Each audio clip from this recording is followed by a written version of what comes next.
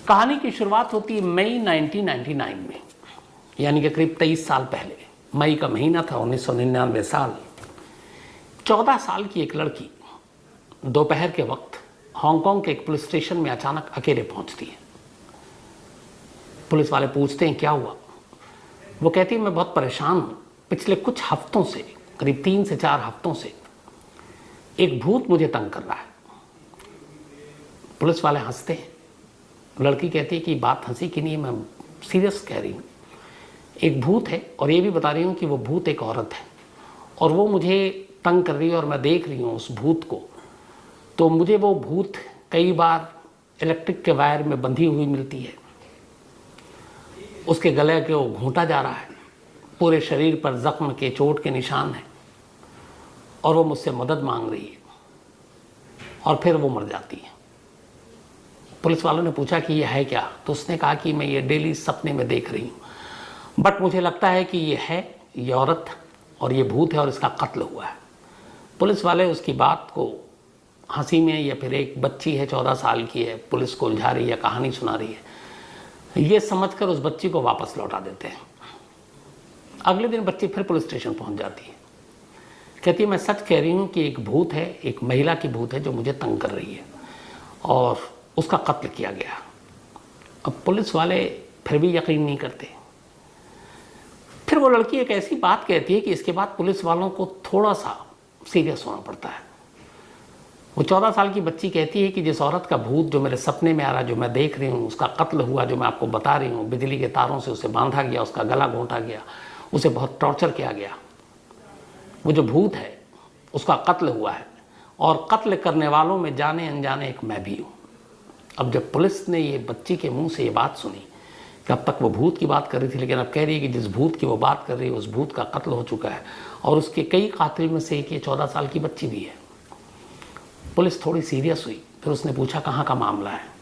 फिर वो उसी जगह पे एक इलाका बताती है, सिटी के राउंडाउन कोवलून डिस्ट्रिक्ट, हांगकांग में। तो कोवलून डिस्ट्रिक्ट में बताती है कि एक अपार्टमेंट है, उसी के फ्लैट में वो भूत, उसका कत्ल हुआ था। अब अभी तक जिस बच्ची की बात को मजाक समझकर पुलिस टाल रही थी, अब जब उस बच्ची ने कहा कि उसका कत्ल हुआ और उस कत्ल में मैं भी कहीं ना कहीं शामिल हूँ, पुलिस सीरियस हुई और उस बच्ची को लेके साथ उसके बताए हुए पते पर पहुंचती है। इस कोवलून डिस्ट्रिक्ट में हांगकांग के पुलिस उस अपार्टमेंट में दाखिल होती है जिसके बारे में बच्ची ने जिक्र किया। दरवाज़ा खोला गया, पुलिस अंदर दाखिल हुई। अजीब सी बदबू आई। इसके बाद पुलिस ने घर की तलाशी ली। जब घर की पुलिस ने तलाशी ली तो वहाँ अजीब अजीब चीज़ें मिली। ज़्यादातर पूरा जो घर था उसका वो हेलो किट्टी नाम की डॉल से भरा हुआ था, पर्दे, टॉवेल, बाकी चीज़ें। और बेड पर एक बहुत बड़ी जल परी के आकार की, जल परी के साइज की एक हेलो किट्टी डॉल पड़ी हुई थी और ये आम डॉल के मुकाबले बहुत ज़्यादा बड़ी डॉल थी। आमतौर पर ऐसे डॉल लोग खरीदते नहीं हैं, गुड्डे गुड़ियों से खेलने के लिए उसी साइज़ का लोग इस्तेमाल करते हैं, लेकिन ये बहुत काफ़ी साइज़ में बड़ी डॉल। अब पुलिस उस डॉल को देखती है तो अजीब भी लगता है। इसके बाद उस डॉल को पुलिस जब उसकी तलाशी लेती है तो देखती है कि डॉल के सर के पास के हिस्से और गर्दन के पास के हिस्से को काटा गया और सिला गया। पुलिस उसे खोलती है तो पुलिस दंग रह जाती है। अंदर एक इंसानी सर उस डॉल के अंदर पैक करके रखा गया था, लेकिन उस सर को देखकर ऐसा लग रहा था कि इस सर के साथ बहुत कुछ हुआ है। इस सर को शायद बॉयल किया गया है गर्म पानी में और इस सर के टुकड़े करने की भी कोशिश की गई, लेकिन शायद हुआ नहीं। अब पुलिस को सर मिला तो फिर बच्ची की बात पे मुहर लग गई कि यहाँ पे कत्ल हुआ है। अब कत्ल किसका हुआ, वो कौन है, इसके बाद पूरी कहानी सामने आती है। एक ऐसी कहानी जो हांगकांग के इतिहास में ऐसी रोंगटे खड़े कर देने वाली दूसरी कहानी न सुनी गई न सुनाई गई। हांगकांग में एक लड़की का जन्म हुआ जिसका नाम था फैन मैन यी। फैन मैन यी एक साधारण से परिवार में जन्मी, लेकिन माँ बाप ने फैन मैन यी को एक तरह से छोड़ दिया लावारिस। अब वो इधर उधर भटकने लगी, चाइल्ड होम में रही, धीरे धीरे बड़ी हुई। जब करीब बालिग हुई 17-18 साल की, तब तक उसे ड्रग्स की लत लग गई। अब वो ड्रग्स के एडिक्टेड हो चुकी थी। अब ड्रग्स खरीदने के लिए पैसे नहीं थे, नौकरी कोई करती नहीं थी, कोई आसरा था नहीं, माँ बाप बचपन में ही निकाल चुके थे। तो इसीलिए ड्रग्स खरीदने और उस ड्रग्स की लत को पूरा करने के लिए वो प्रॉस्टिट्यूशन के धंधे में उतर आई, जिस्म फरोशी के धंधे में। अब वो जिस्म फरोशी करती, ड्रग्स लेती, आदत उसकी छूट नहीं रही थी, लत लग चुकी थी। इसी दौरान में उसकी वक्त और ये सारी चीज़ें गुजरती गई। फिर उसे लगा कि ऐसे ज़िंदगी चलेगी नहीं, तो उसने एक नाइट क्लब में नौकरी कर ली। अब वो नाइट क्लब में ड्रिंक और बाकी चीज़ें सर्व करती और नाइट क्लब में ही काम करने लगी। नाइट क्लब में काम करते करते उसकी मुलाकात वहाँ पे एक और शख्स से होती है। उस शख्स का नाम था चैन मैन लोग। करीब 34 साल की उम्र होगी इसकी, और उस वक्त फैन मैन ये की उम्र थी 23 साल, 23 ईयर। अब ये दोनों जब मिले तो इन्हें लगा कि ये दोनों एक दूसरे के लिए ही बने हैं शायद। उसकी वजह थी, फैन मैन ये एक प्रॉस्टिट्यूट जिसमें फरोशी का धंधा करती और ड्रग एडिक्ट थी, जबकि चान मैन लोग ये एक पिम्प था, एक दलाल और ड्रग का डीलर। तो दोनों के काम एक दूसरे से पूरे हो सकते थे। दोनों की दोस्ती हो गई, सब कुछ ठीक चल रहा था। तभी अप्रैल का महीना आता है और ये 1997 की बात है। एक रोज़ फैन मैन ये इसी लोग के घर पे मौजूद थी। वो शायद बाथरूम में था, उसका पर्स कमरे में पड़ा हुआ था। उसने उस पर्स को उठा लिया, चुरा लिया। उस पर्स में अराउंड $4000 थे, अमेरिकी डॉलर। उसके बाद वो पैसे लेकर वहाँ से ये निकल गई। थोड़ी देर के बाद लोग को पता चला कि उसके कमरे से पर्स गायब है और कोई आया नहीं। तो सीधा सीधा शक ही नहीं, यकीन था कि ये पर्स फैन मैन ये ने चोरी की है। उसे बड़ा गुस्सा आया। ड्रग डीलर था, पिम्प था, गुंडों मवालियों के साथ रहना था, उसकी अपनी पूरी टीम थी, उसके शूटर थे अपने। उसने अपने 2 शूटर को बुलाया और उसने कहा कि फैन मैन ये के किडनैप करके उठा कर लेकर आओ, और एक पता दिया कि इस अपार्टमेंट में लेकर आओ। मालिक के आदेश पर उसके 2 शूटर फैन मैन ये को किडनैप करके उस अपार्टमेंट में ले आते हैं। वहाँ लाने के बाद अब ये कहता है कि तुमने पैसे चुराए, ये पैसे तुम्हें वापस करने हैं। अब कैसे वापस करोगे? उसके पास तो पैसे थे नहीं। तो उसने कहा कि अब तुम हमारे लिए जिसमें फरोशी का धंधा करो।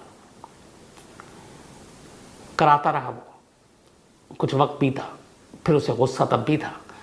अब वो खुद अपने लोगों से उसका रेप करवाने लगा, अपार्टमेंट में ही उसको बंधक बना के रखने लगा।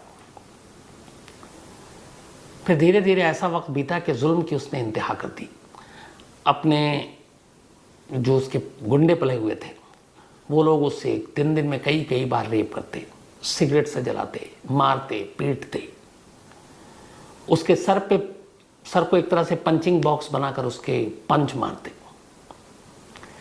इसी दौरान में इसी चान मैन लोग ड्रग डीलर की, चूँकि ये पिम था, तमाम जो जिसमें फरोशी के धंधे में काम करती थी उनको सबको जानता था। और वहाँ पे बहुत सारे ऐसे थे जिनमें मासूम बच्चियों को भी इस पेशे में उतारा हुआ था। उन्हीं में से एक लड़की थी 14 साल की, जिसका नाम था आ फोंग। हालांकि कहते हैं फोंग का ये असली नाम नहीं है, ये पुलिस ने दिया है, उसकी आइडेंटिटी को छुपाया गया है। तो ये फोंग भी मजबूरी और माली हालत की वजह से लोग के चंगुल में फंसी और जिसमें फरोशी के धंधे में उतर गई, लेकिन उम्र सिर्फ 14 साल थी। एक रोज़ चोंग को पहली बार उस अपार्टमेंट पर ले जाया गया। वहाँ उसने देखा कि 2-3 लोग फैन मैन ये बिजली के तारों से बंधी हुई है, उसको मार रहे हैं, जला रहे हैं। यहाँ तक कि उसे खाने पीने के नाम पर मल और मूत्र दिया जाता था। इतनी ज़्यादा मतलब हैवानियत करते थे वो लोग। तो वहाँ उसने देखा कि कुछ लोग उसके सर को पंचिंग बॉक्स बांधकर उसके ऊपर पंच मार रहे हैं, एक साथ 50-50। फिर फोंग को कहा गया कि तुम भी मारो। फोंग ने भी हंसते हुए मारा। बाद में उसने कहा कि मुझे लगा कि एक तरह का गेम है। खैर ये चलता रहा। करीब महीने भर तक वो बंधक बनी रही उस अपार्टमेंट के कमरे में। उस कमरे की खिड़कियों को लकड़ियों और बाकी चीज़ों से ढक दिया गया था ताकि उसकी चीख और शोर बाहर तक न जाए। महीने भर तक टॉर्चर होता रहा, वो उसको करते रहे। इस दौरान में उस पर तमाम जुल्म, उसके साथ रेप, मारना, पीटना, दागना, खाने के नाम पर गैर इंसानी चीज़ देना, और ये सब चलता रहा और आखिरकार वो भी इंसान थी।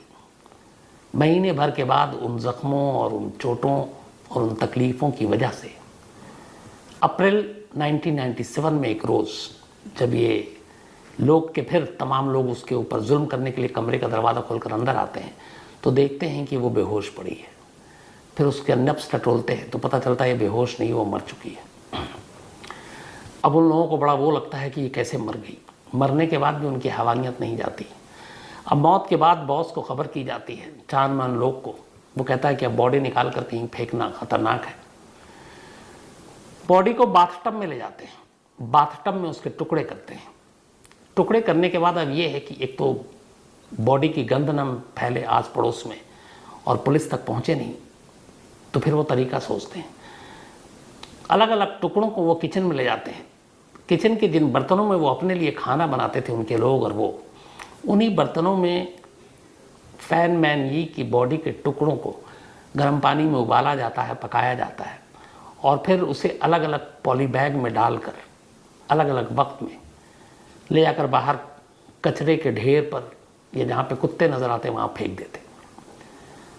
ये सिलसिला चलता रहा। छोटे छोटे उसकी बॉडी के पार्ट्स को इसी तरह वो उबाल कर उन्हीं बर्तनों में जिनमें वो खुद खाना अपने लिए बनाते और खाते और फिर बाहर फेंक देते। उसके जो ऑर्गन्स थे बहुत सारे, उसको सहेज कर एक जार में रख लिया। अब सर बचा तो उन्होंने कहा सर बाहर फेंकेंगे तो पकड़े जाएंगे, तो क्या करें। उन्होंने उस सर को भी उबाला। उबालने के बाद उनके घर में खास तौर पर उन्होंने हेलो किटी डॉल मंगाया, जल परी के आकार का, जिसमें मछली का पैर होता और ऊपर महिला होती है जल परी की वैसी, तो मैमेड। तो उस हेलो किटी डॉल एक बड़े साइज़ का, ओवर साइज़ का मंगाया। उसके कॉटन निकाले सर के पास से और उसी सर के अंदर फैन मैन यी का सर फिट कर दिया, जो काट के उन्होंने रखा था, उबाला था, और उस डॉल को वहीं रखा। अप्रैल में कत्ल हुआ, महीना बीत गया, दुनिया को पता ही नहीं चला। इस दौरान में उसके सारे बॉडी के अलग अलग पार्ट्स को इसी तरह उबाल कर कचरे के ढेर और कहीं कुत्ते जहाँ नज़र आते वहाँ फेंकते गए। कोई सुराग पुलिस को मिला नहीं। एक कत्ल बड़ी खामोशी के साथ एक कमरे में उसका राज दफन रहा। महीना बीत गया। अप्रैल के बाद मई आ गया। मई के बाद इसी 14 साल की लड़की, ये जो आहफोंग थी, आहफोंग जो असली नाम नहीं है, जिसने खुद पंच मारे थे अपने बाकी 2-3 मेहमानों के साथ इसी फैन मैन यी को, और उसे तब लगा था ये गेम है। उसके बाद वो कई बार गई थी वहाँ और उसने बाकायदा उसे टॉर्चर होते हुए देखा, लेकिन उसने ज़ुबान नहीं खोली। हो सकता है बहुत सारी चीज़ें, 14 साल की बच्ची है, वो भी डरी हुई है, जिस पेशे में है, बुरे लोग थे। लेकिन फिर उसे पता चला कि फैन में ही मर गई। उसके मरने के बाद वो बेचैन होना शुरू हो गई। ये 14 साल की बच्ची बहुत कोशिश करती कि उसको भुला दे, लेकिन वाकई वो उसके सपने में आने लगी और सपने में आकर वो उसे गिड़गिड़ाती थी और सपने में उसकी वही तस्वीरें आती थी कि बिजली के तारों से बंधी हुई है, उसको पंच मार रहे हैं, उसको टॉर्चर कर रहे हैं, उसको क्या क्या खिला रहे हैं, पिला रहे हैं, उसके साथ रेप कर रहे हैं जबरन, उसके ज़ख्मों पे कोई मरहम नहीं रख रहा है। तो ये डेली उसके सपने में आने लगा। ये परेशान होने लगी। थोड़े दिन तक तो इसने कहा कि कुछ दिनों की बात है, ठीक हो जाएगा, लेकिन जब लगातार होता गया और महीने बीत गए, महीने के बाद इस 14 साल की बच्ची से बर्दाश्त नहीं हुआ और फिर मई में एक रोज़ ये हांगकांग के पुलिस स्टेशन में पहुंच जाती है और कहती है कि एक भूत है, जो महिला है, जो परेशान है, मुझे तंग कर रही है। तब पुलिस वाले हंसते हैं, उसकी बात को शायद मानते भी नहीं, और ये बात बच्ची को पता थी, इसीलिए नेक्स्ट डे जाकर वो कहती है कि एक भूत है और सच में मुझे तंग कर रही है, महिला है, बिजली से, तारों से बंधी भी है, और उसका कत्ल हुआ है और कत्ल करने वालों में से एक मैं भी हूँ। तब पुलिस सीरियस हुई और इस अपार्टमेंट तक पहुंची और ये कत्ल की कहानी खोली। उस गुड़िया के अंदर से वो टुकड़े मिले, सर मिला, बाकी कुछ टुकड़े इधर उधर थे, वो भी कुछ पुलिस ने फिर बरामद की, फॉरेंसिक और पोस्टमार्टम के लिए भेजा गया। लेकिन डॉक्टर मजबूर थे, कोई ऐसी चीज़ नहीं मिली जिससे वो कंक्रीट तौर पर ये कह सकते थे कि फैन मैन यी का कत्ल या मौत कैसे हुई, कत्ल नहीं बल्कि मौत कैसे हुई, मौत की वजह क्या थी। अब उसमें यह था कि शायद जख्म बहुत ज़्यादा थे, जख्म पे मरहम नहीं रखा गया, इलाज नहीं किया गया, खून रिश्ता रहा, उसकी वजह से मौत हो गई, या फिर वाकई कत्ल किया उसकी वजह से मौत हुई। लेकिन पोस्टमार्टम रिपोर्ट इस बात पर रोशनी डालने में नाकाम रहा कि आखिर फैन मैन की मौत हुई कैसे। लेकिन इस लड़की ने जब गवाही दी और बताया, उसके बाद ये राज खुला, तो इस लड़की को प्रोटेक्शन दिया गया। एक तो माइनर थी, वैसे भी उससे सज़ा नहीं होती, लेकिन पुलिस ने कहा कि हम तुम्हारी पहचान छुपाएंगे और तुम्हें कोई सज़ा नहीं होगी। एक तरह से जो हमारे यहाँ कहते हैं आम जुबान में, वादा माफ गवाह बनना। तो ये बच्ची वही बन गई और इस बच्ची के फिर सारे बयान दर्ज हुए। इस बच्ची ने जो जुल्म की कहानी सुनाई, उसमें पुलिस और अदालत तक ने ये कहा कि हू बहू जो उसने कहानी सुनाई, रोंगटे खड़े कर देने वाली, शायद हम रिपीट नहीं कर सकते। लेकिन इस बच्ची के बयान के बाद 3 लोगों को गिरफ्तार किया गया।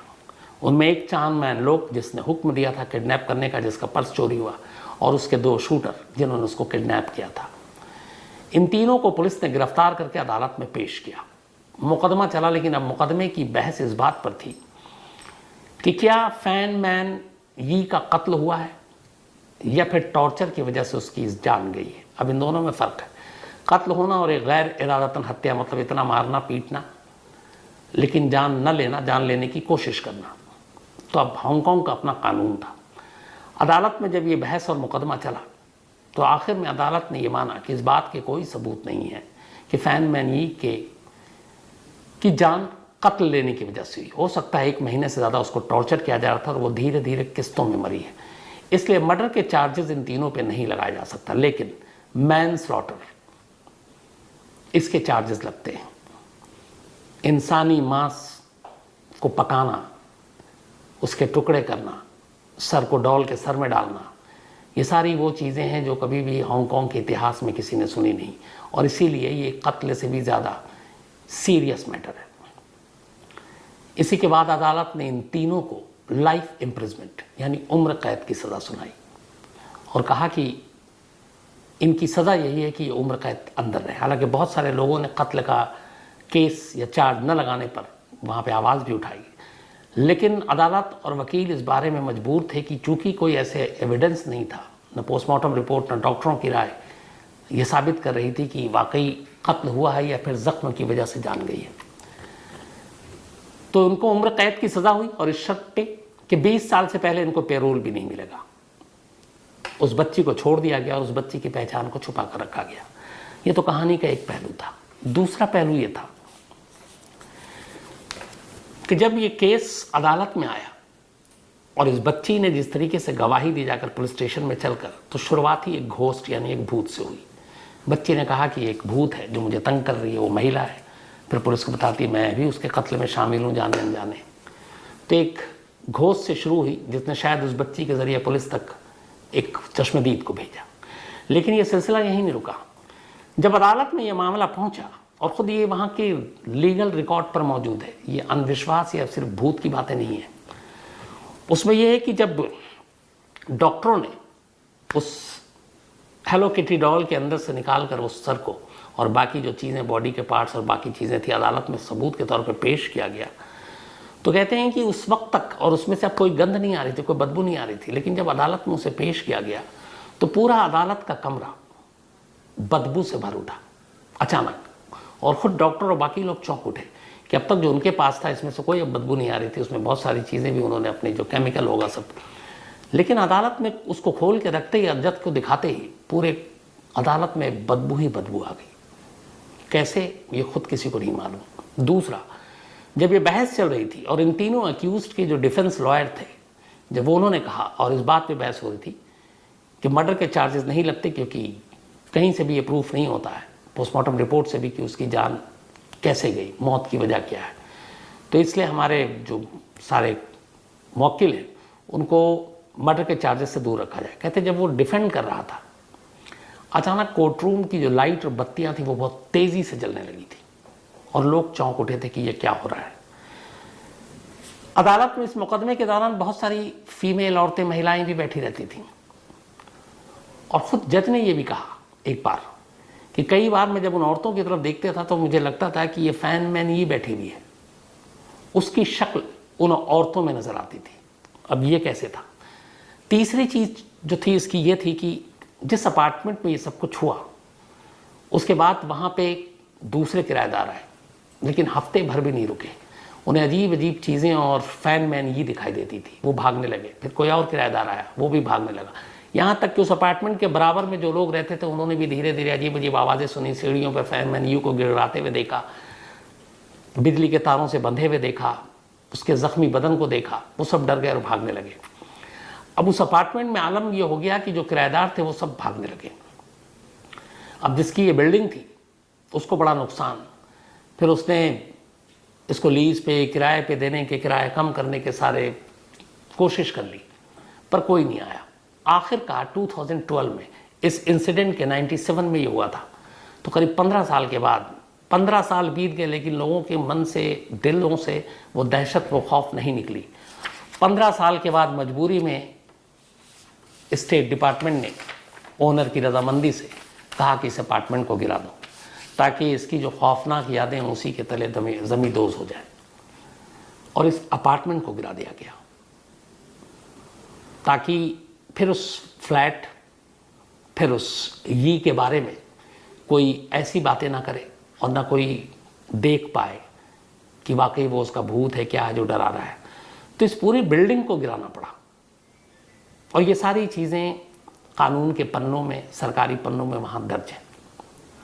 तो ये थी कहानी एक ऐसी महिला की जो शायद भूत बनकर ही एक चश्मदीद के पास पहुंची, उस 14 साल की बच्ची के पास, और उसको कहा कि तुम पुलिस स्टेशन जाओ वरना ये राज खुलता नहीं। क्योंकि जिस तरीके से डॉल के अंदर ये सर, वो सारी चीज़ें पुलिस के हाथ लगती भी नहीं। हांगकांग में और दुनिया भर में इस केस को हेलो किटी डॉल केस के नाम से ही जाना जाता है। Hello kitty doll case.